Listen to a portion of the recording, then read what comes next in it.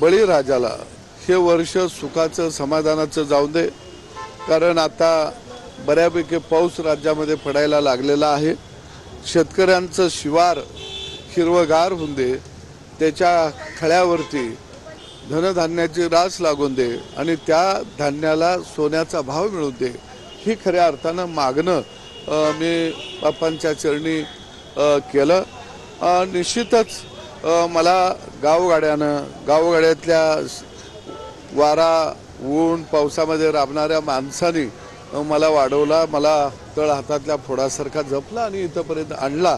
आणि आदरणीय देवेंद्रजीने एक सामान्य फटक्या माणसाला या महाराष्ट्राच्या वरिष्ठ सभागृहामध्ये एक सदस्य म्हणून काम करण्याची संधी दिली।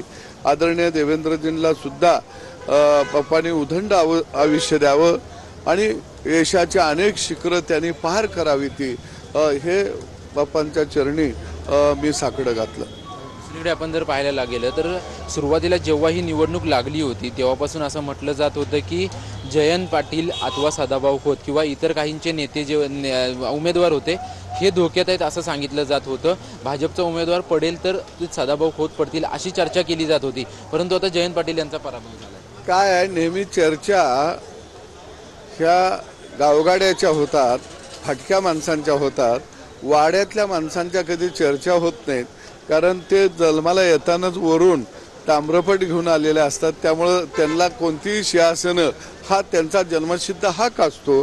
परंतु या महाराष्ट्राच्या राजकारणामध्ये भारतीय जनता पक्षानं आणि आदरणीय देवेंद्रजींनी सांगितलं की प्रस्थापितांचा शासनावरती हक्क नाही, तर कष्ट करणाऱ्या जनतेचा शासनावरती हक्क आहे। आणि मला वाटतं की प्रस्थापितांचे मनसुबे हे धुळीला मिळाले, वाडे उद्ध्वस्त झाले, हे कालच्या निकालावरून स्पष्ट झालं।